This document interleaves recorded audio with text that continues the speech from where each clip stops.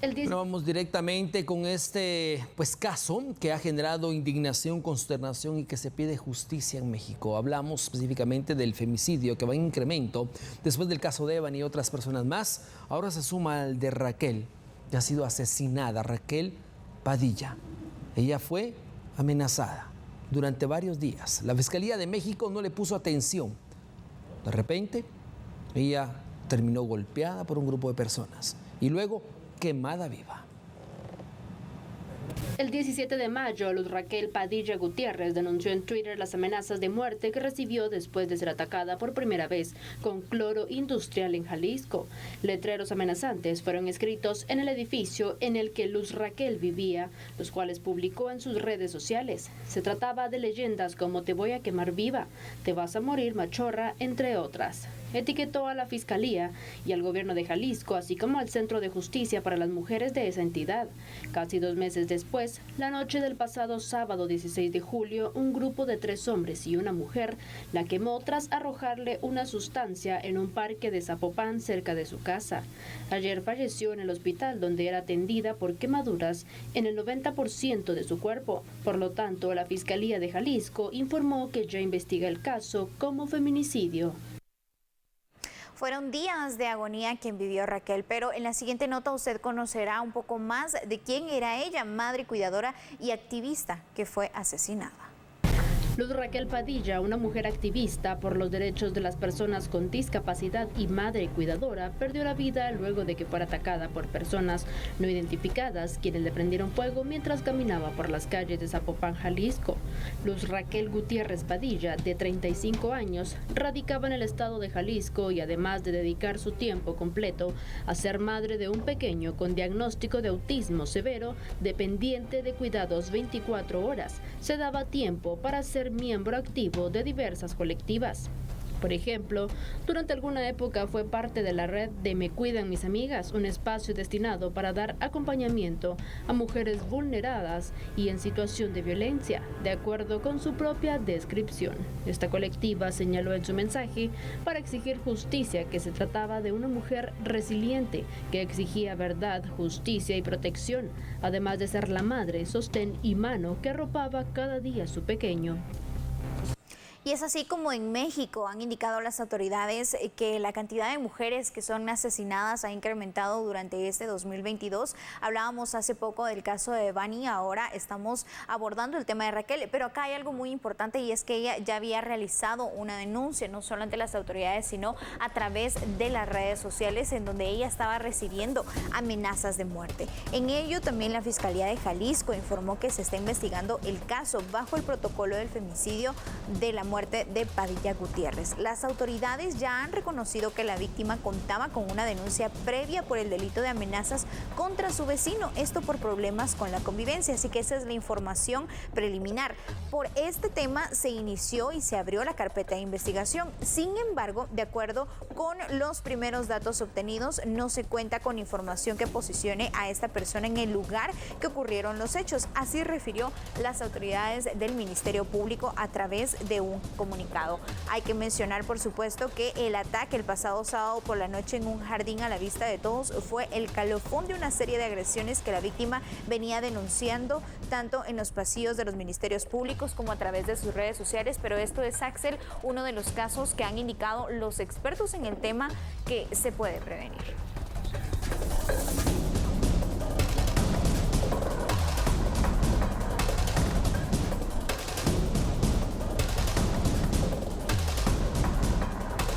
Bueno, Ligia, hay que sumarle a esto que Raquel Padilla era de Jalisco, era madre y cuidadora primaria de un pequeño con diagnóstico de autismo que requería cuidados 24 horas los 7 días de la semana. El pasado 16 de julio del presente año, Luz fue quemada viva a unas cuadras de su domicilio. Y a esto se le suma una cantidad de mujeres que han muerto y quedan en la impunidad. Vamos a analizarlo rápidamente con Leonardo Ruiz. Él es analista en temas de seguridad a nivel internacional. Leonardo, bienvenido a TN23. Cuando hablamos de estos casos, como el de Devani, Luz María y otros más en México, y ahora se suma el de Raquel Padilla, pero este impacta tanto porque Devani desapareció tantos días y aparece en una cisterna. Lamentablemente, La fiscalía aportaba otros datos. Acá se vuelve a repetir la historia. Ella es golpeada, denuncia, no le hacen caso a la denuncia. Indican que faltaba algunos documentos, algunos requisitos para poder argumentar una denuncia y poder iniciar con la investigación. Lamentablemente ya no hubo tiempo. 3 días después, es golpeada y quemada viva, tal y como lo dicen las amenazas, Leonardo, de la pared de las gradas a su apartamento. Sí, Axel, gracias por la invitación. Es lamentable poder ahorita conversar de este tema tan horrible como fue asesinada esta pobre mujer joven de 35 años, Luz Raquel Padilla, bajo esta terrible circunstancia. Pero es importante mencionar ahorita unas estadísticas que son fundamentales para el caso de México. Fíjate tú que en México solamente en el año 2021 se recibieron 290,000 llamadas de emergencia vinculadas contra incidentes de violencia contra mujeres. Imagina tú llevar el registro de 290,000 llamadas de emergencia por violencia contra las mujeres. Y en lo que va de este año, en este primer trimestre, solamente ya van 74,600. Lamentablemente estos casos tan terribles se pierden entre este número tan grande. En el caso de Jalisco, Luz Raquel era una más de estas 74,600 personas que hizo la denuncia. Y como tú dices, lo ponen a cumplir una cantidad de requisitos y mira cómo terminan asesinadas. Estos números tan terribles hablan, el Observatorio Ciudadano Nacional de Feminicidio en México, habla que entre 10 y 11 mujeres son asesinadas diariamente en México. Y con estos terribles casos, ya tú mencionaste muy bien el caso de la chica esta de Nuevo León, Devani, que también desapareció, 18 años apenas tenía la joven y apareció muerta varios días después. También mira, es importante que a veces estas estadísticas salen como que extrañas, porque cuando muere una mujer puede ser por asesinato en este tipo de casos, o puede ser por homicidio doloso, o puede ser por homicidio culposo, o puede ser por feminicidio. Cada uno de estos tipos de muertes de las mujeres son clasificadas a nivel legal de una manera diferente. Pero a la final, fíjate tú, casi siempre terminan es una violencia de la mujer con este tipo de amenazas tan terribles, donde prácticamente le estaban diciendo en su cara que mañana o en estos días la iban a asesinar y mira cómo terminó. Cumplieron tal cual con su palabra y tú dices, o sea, aquí nadie hace nada. ¿Qué pasa con las autoridades? Es impresionante, pero cuando tú ves estas estadísticas de 290,000 llamadas solamente el año pasado, relacionadas con temas de violencia de la mujer, tú dices, wow, ¿cómo hacen para llevar estos casos? También es importante establecer algo. El estado de Jalisco, tú sabes muy bien que en México hay 32 estados, que son unos equivalentes a los departamentos en Guatemala. El estado de Jalisco es uno de ellos. Dentro del estado de Jalisco hay 125 municipios. De esos 125 municipios, Zapopan es uno. Es el que tiene mayor población. 1,400,000 personas viven en Zapopan, el más grande a nivel de población. Pero fíjate tú que inclusive a nivel de las estadísticas de muerte, el municipio de Guadalajara, que es la capital del estado de Jalisco, que están pegados, están los dos, son conurbanos dentro de lo que se llama la zona metropolitana, es donde hay más homicidios. Solamente las estadísticas se llevan 350 homicidios en Guadalajara y 226 en Zapopan.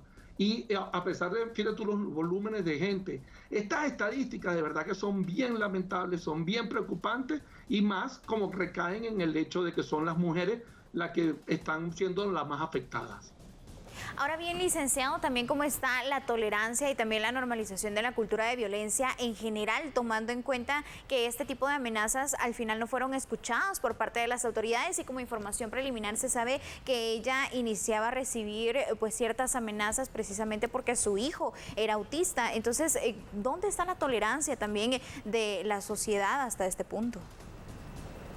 Sí, mira, en los últimos años ya las estadísticas que se están manejando desde el año 2015, se habla de que se está duplicando los problemas contra las mujeres.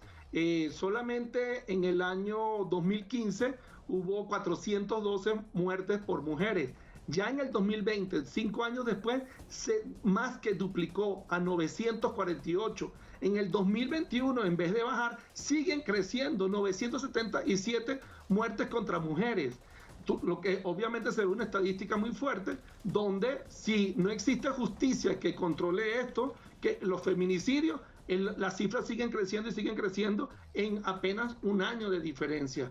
Eso te dice muy fácil, o sea, el análisis de esta estadística nos dice a todos que el tema del ataque directamente contra la mujer, independientemente de todos estos casos que estamos hablando, es la razón porque posiblemente los agresores en contra del género femenino no se ven afectados, tal vez por la justicia, tal vez por la cultura, tal vez por los cambios que han existido y hacen que cada momento crezca y crezca más esta cantidad de personas muertas, de mujeres muertas, que estamos hablando de 412 y pasar a 977 en apenas 6 años es un punto bastante escandaloso de lo que está sucediendo en México contra las mujeres. Ahora bien, Leonardo, según el dato que ha arrojado la primera línea de investigación en México, eso estaba publicado hace 2 horas, dice que ella fue violada en 3 ocasiones, previo a que le rociaran gasolina y la quemaran viva. Y según los datos, son 3 hombres y una mujer la que la agredieron prácticamente a 3 cuadras de su casa y la mataron.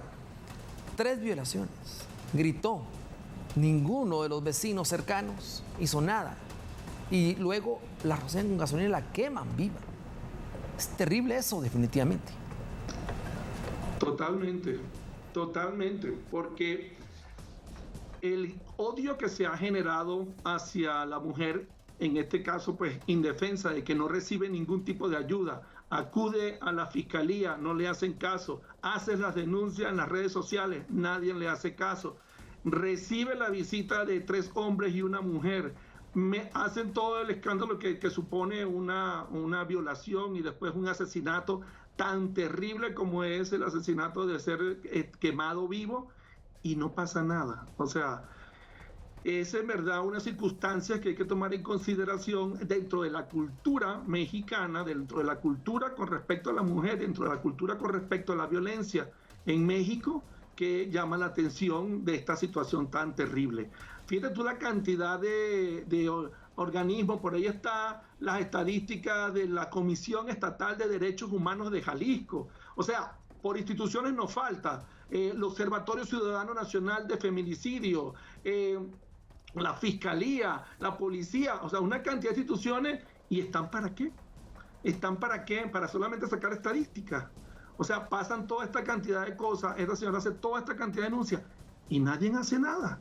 Entonces es cuestión de ponerte a reflexionar de la terrible situación que está sucediendo en México, donde ya va pasando la estadística del segundo a uno de los primeros países de feminicidio en toda América.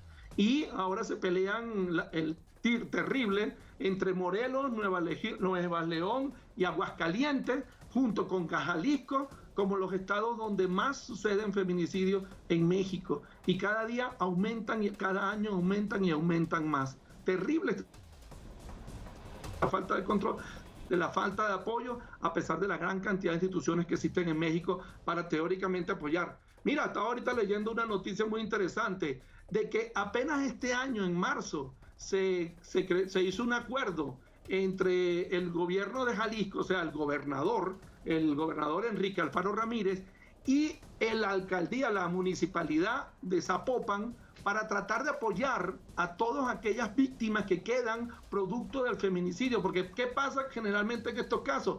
Quedan generalmente los hijos totalmente fuera de cualquier tipo de protección. Muere su mamá, el papá no los tiene y quedan en el aire. ¿Qué pasa con esos niños? Entonces se acaba de aprobar un acuerdo donde el gobierno estatal va a apoyar a todas las víctimas de feminicidio en el municipio de Zapopan con aproximadamente unos 1.500 quetzales que le van a dar bimensual para tratar de apoyar a esos pobres víctimas que quedaron producto de un feminicidio.